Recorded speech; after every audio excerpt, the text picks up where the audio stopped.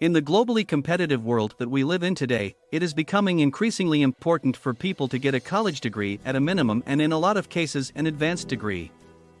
We are increasingly competing with people from all over the world for jobs, and as such we have to constantly strive to improve ourselves to be more and more competitive. In a previous video we talked about the idea of student loan debt to be considered good debt because it helps fund our ability to improve ourselves so we can earn more money in the future. Having money to pay for college is becoming increasingly important because the cost of advanced education has been increasing rapidly for years. The average cost of college tuition and fees at a public four-year institution has increased by an annual average of 9% per year for more than 20 years according to the data from the Education Data Initiative. This annual cost increase has significantly outpaced the rate of inflation up until 2022. As such, our salaries and income have not risen fast enough to pay for college. We are falling farther behind, so we need to be aggressive at finding ways to save so our children can afford college and graduation without the load of massive and crushing debt. In today's video, we will do a deep dive on the various types of savings options for college. We'll give you a playbook for how to navigate this. Before we begin, please like this video and hit the subscribe button with notifications turned on so you will be first to know about new content. Our mission at the Personal Finance and Investing channel is to empower people to achieve financial independence. Subscribing will help us achieve that goal. Now, let's get back to today's video. In order to save for college for your children, there are a few options that are most popular. They include 529 plans, Coverdell education savings accounts, custodial accounts, and Roth IRAs. We'll go through each of these in detail. Before we do that, let's briefly define what a college savings plan is. This is a way to set aside money for future education for a child with tax benefits. You invest after-tax money into an account that tax benefits. After-tax means that you pay taxes on the income in the year you earn it and then invest the money. This is identical to what we discussed in a previous video on Roth IRAs, which are done after taxes. With a college savings plan, the account grows. Let's go through the four main types of college fund accounts now. First is the most common and is known as a 529 college savings plan or education savings account. This is often referred to as a 529 plan. 529 plans are state-sponsored investment vehicles that come in two types. Prepaid tuition plans that are usually associated with specific state schools. Education savings plans sponsored by each state which can be used at different schools inside or even outside the state. The investment options are spelled out by each state and the options and fees vary from state to state. All 50 states and the District of Columbia offer 529 plans. Americans can contribute to a 529 plan and contributions are not limited. However, if contributions are greater than $16,000 in a given year, they can be subject to a gift tax. In general, 529 plans do not come with a lot of risk since the plan administrators do not want to subject investors to losses. Thus the returns tend to be fairly modest relative to more aggressive investment options. Let's discuss some of the pros and cons of 529 plans. Pros: no income restrictions or contribution limits, so feel free to invest as much as you want. Note there might be aggregate contribution limits based on the particular plan, so please research this to determine the specifics of your plan. Returns on the money are exempt from federal taxes. Plans can cover expenses for K-12 education as well as college. Money can be used to pay for tuition, fees, room and board, books and supplies, computer equipment, or to pay down student loans. However, withdrawals are limited to $10,000 in tuition expenses for K-12 schools. Withdrawals are tax-free if used to qualified education expenses. Plans can be transferred to another child. This is referred to as changing the account beneficiary. 529 plans can be purchased through financial advisors or directly through your state. You are eligible to participate in any state's 529 plan regardless of where you live. For example, if you live in Maryland, you can utilize the 529 plan for the state of Oklahoma if you feel like they have better options for you. Accounts can accept contributions from third parties. Cons: The available investment options are limited to what the state offers. Details of plans vary from state to state and therefore can be confusing. Funds for non-qualified education expenses are taxed and come with a 10% penalty. In short, use it for actual educational expenses. The next type of college savings is called a Coverdell Education Savings Account or ESA.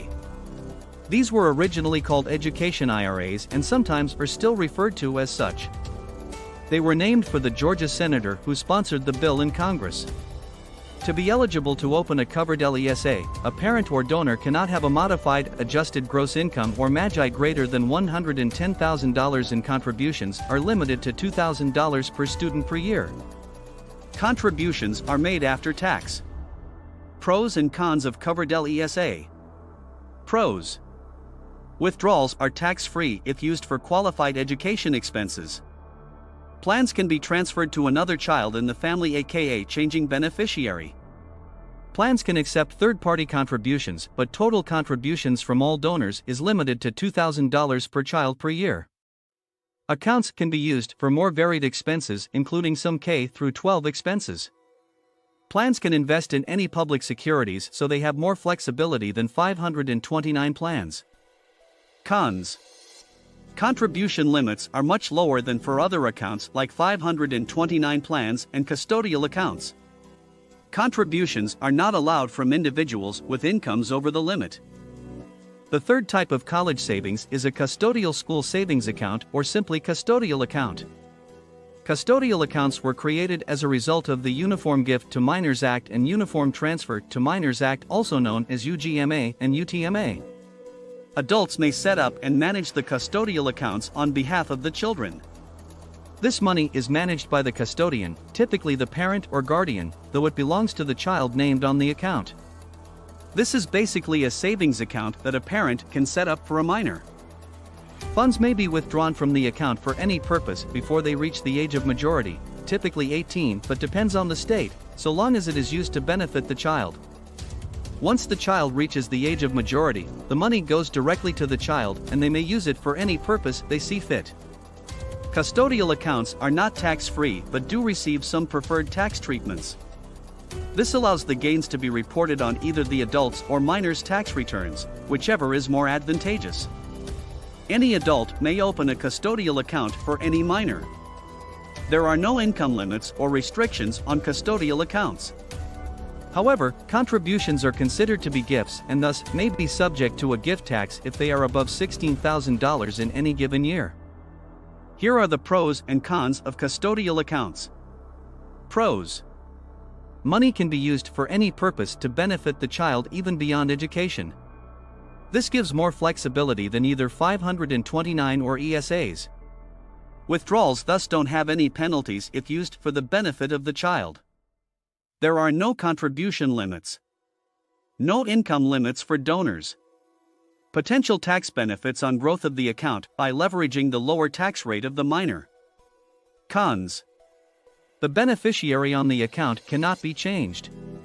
Control of the funds goes to the child at the age of majority, so the adult loses control of the money at that point. The money may at this time be used for anything, whether it be for educational purposes or other. Money in this account counts as assets for the child, so this can affect eligibility for financial aid. Gains are not totally tax-free. The fourth type of college savings account is the Roth IRA. In the previous video we discussed that the Roth IRA was a retirement account, and that's true. That is its primary purpose. However, the laws governing Roth IRAs provide flexibility for withdrawals to be made before 59.5 years old. The funds are to be used for education expenses. See the previous video on a deep dive on retirement plans to get more information on Roth IRAs. Contributions to 529 plans in Roth IRA have identical tax treatment in that they are both made with after-tax dollars, meaning you have paid income taxes already on the money that you invested. They grow tax-free and are withdrawn without any tax implications in the future. There are pros and cons of using a Roth IRA as a college savings account. Pros. Withdrawals can be used for educational purposes prior to age 59.5 and for any purpose beyond that age. Qualified withdrawals are tax-free.